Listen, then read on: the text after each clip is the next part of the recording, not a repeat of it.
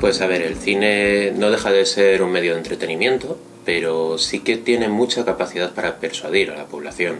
Digamos que entramos en un juego vicario en el que nos trasladamos a la pantalla y podemos experimentar en tercera persona pues cuáles serían las situaciones futuras a las que nos podemos enfrentar.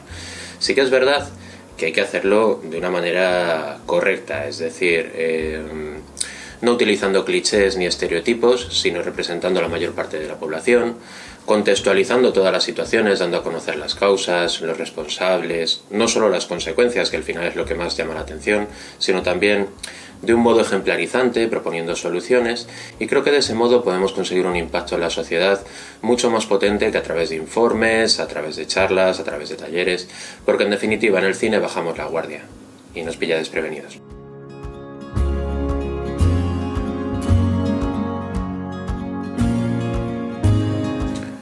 Pues el mundo de la ficción la verdad es que no ha estado haciendo las cosas nada bien. Cuesta encontrar ejemplos porque al final recurren siempre a tramas muy efectistas, muy espectaculares, casi todo viene de Hollywood, con lo cual eso también es una tara importante.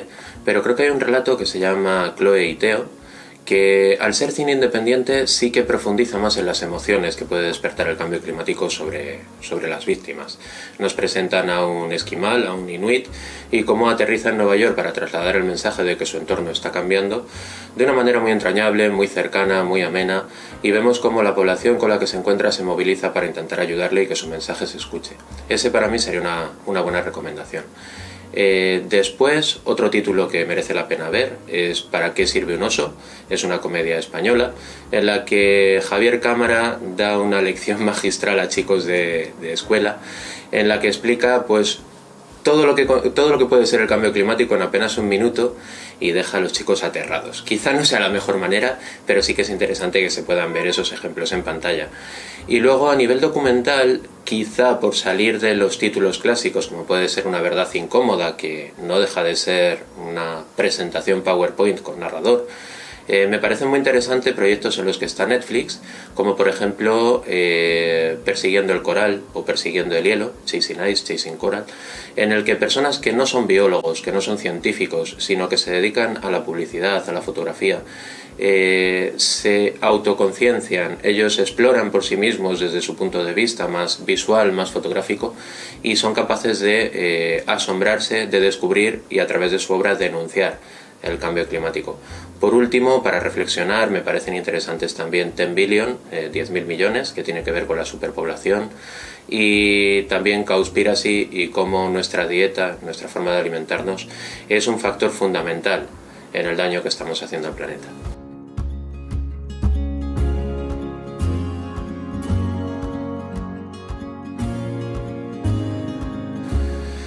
Al final somos una sociedad capitalista, entonces resulta difícil salir del círculo. Buscar alternativas sostenibles en el que sustituyamos combustibles fósiles por energías limpias desde luego va a ayudar. Pero teniendo en cuenta que la clase media está aumentando, que la población no deja de incrementarse, pues lo más efectivo quizás sea demasiado radical, que es reducir el consumo. Mientras podamos ir encontrando sustitutivos, pues seguramente ese cambio sea más suave, nos podamos ir adaptando, pero desde luego la solución pasa por un cambio de estilo de vida.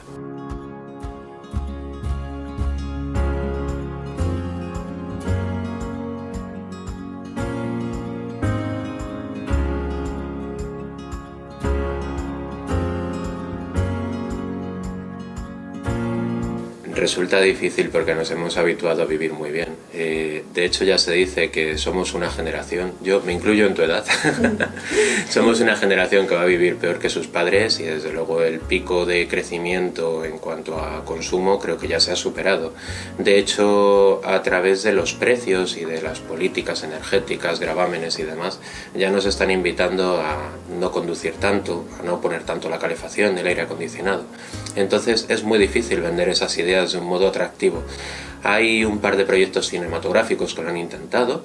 Recetas para el desastre es uno de ellos, No Impact Man es el otro, y aparecen retratados los personajes, que son personas que deciden no utilizar plástico ni petróleo durante un año de su vida, aparecen retratados como chiflados. Realmente van a medios de comunicación en los que se les trata como personas que no están bien, que no están cuerdas. Su familia incluso se rebela contra ellos por su deseo de hacer frente al cambio climático. Entonces sí que puede ser ejemplarizante y puede dar que pensar, pero nos va a costar mucho salir de nuestra zona de confort y abandonar esos lujos en los que hemos vivido en base a la energía fósil.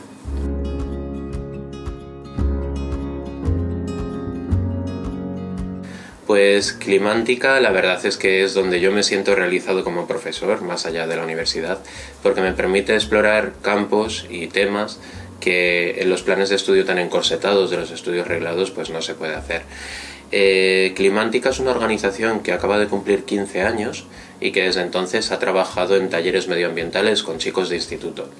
Recientemente, el año pasado, resultó ganadora de un proyecto financiado que tiene el patrocinio de la UNESCO, que cuenta también con el apoyo de la Unión Europea, y ha recibido financiación para elaborar un musical en formato vídeo, que de aquí a 1 o 2 años espero que esté en las carteleras. De lo que se trata allí es simplemente de explicar a los jóvenes en qué consiste el cambio climático, de hacerles reflexionar sobre ello y de utilizar herramientas pedagógicas, pero también audiovisuales, tecnológicas, para que ellos mismos sean capaces de crear su propio producto audiovisual. Yo me encargo de la parte de los cortometrajes, imparto un taller el primer día en el que les doy algunas claves de guión, de elaboración de personajes, de escenarios, y luego tienen 3-4 días, dependiendo del campus y del año, en el que ellos son capaces de elaborar sus propios productos. Y resulta muy gratificante y muy sorprendente porque son capaces de absorber toda la información como esponjas, tienen un punto de vista inocente, inmaduro, pero a la vez bastante crítico, bastante reactivo, y ofrecen un análisis de la situación a veces mucho más acertado que los medios de comunicación y el cine comercial, porque no tienen esas ataduras empresariales, industriales y económicas detrás. Digamos que les damos los medios y les dejamos que sean creativos y que a partir de su talento pues sean capaces de explorar soluciones al cambio climático.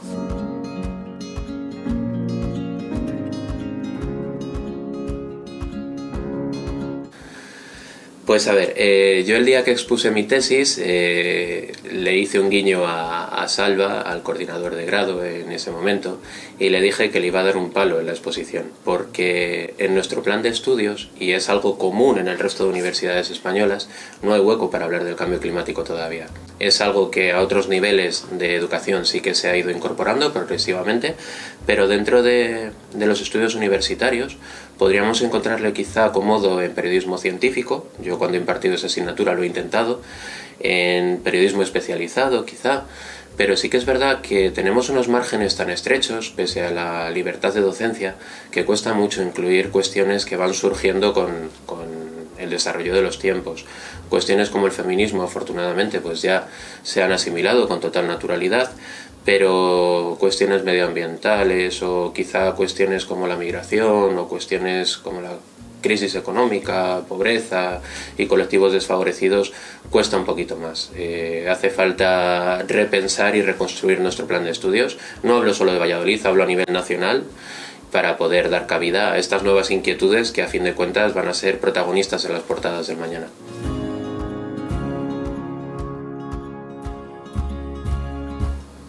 Pues es que yo pienso que para abordar este tipo de temas tenemos que recurrir a una educación informal, a una educación no reglada, fuera de las aulas. Pienso que es tan importante que recibamos estímulos, no solo en las aulas a través de un profesor, sino a través de la ficción, a través del arte, de la literatura, de los cómics, los videojuegos, que pienso que es un aprendizaje continuo, porque el cambio climático se descubrió hace siglo y medio. Ya hay estudios que empiezan a analizar la relación entre las emisiones de la revolución industrial y la composición de la atmósfera. Evidentemente ahora tenemos mejores medios para medirlo, pero tenemos que ir asimilando y adaptándonos cada vez a esas nuevas circunstancias, porque esto no es un fenómeno fijo, esto es evolutivo y va a ir cambiando. Entonces pienso que es necesario que nos lo recuerden de una manera quizá más amena que como puede ser una clase impartida en un aula, pero que nos lo recuerden a lo largo de toda la vida para que lo asimilemos con naturalidad.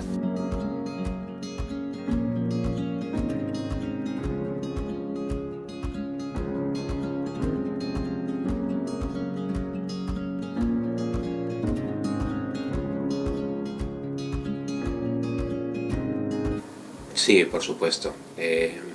Me estaba acordando de un cortometraje que se hizo en Climántica el año pasado, que nos comparaba a las personas con hormigas. Juntas somos una inmensa mayoría y cada pequeño pedacito que podamos aportar cada persona, desde luego en la suma, en el conjunto global, va a ser parte de la solución. Sí que es cierto que hay personas y empresas y gobiernos que tienen mucha más responsabilidad, no solo a nivel histórico, sino en la actualidad, pero desde luego que todos, cambiando 4 hábitos, tampoco hace falta un cambio drástico, pero cambiando la dieta, cambiando el desplazamiento, cambiando el consumo energético, incluso la forma de vestir. No hace falta renovar el vestuario todos los años.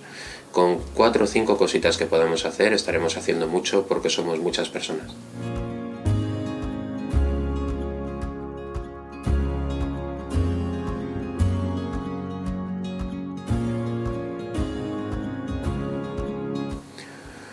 Yo me considero activista hasta cierto punto, quiero decir, soy bastante moderado, viendo a muchos compañeros el entusiasmo y el conocimiento con el que hablan. Yo no puedo ir tan lejos porque mi formación todavía no es tan avanzada, pero creo que el activismo es necesario en la fase inicial de un tema, para poder darlo a conocer, para poder situarlo en el foco, para poder ganar adeptos.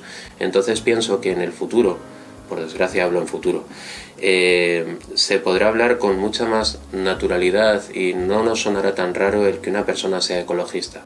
Ahora todavía lo tenemos asociado a esos hippies que quieren volver a las cavernas, pero creo que en el momento en el que cambiemos el chip como sociedad, realmente será un discurso totalmente neutro y que no llamará la atención, sino que se considerará como se puede hablar ahora de política, de democracia, de economía, de capitalismo. Es algo que llegará, yo confío en que sí.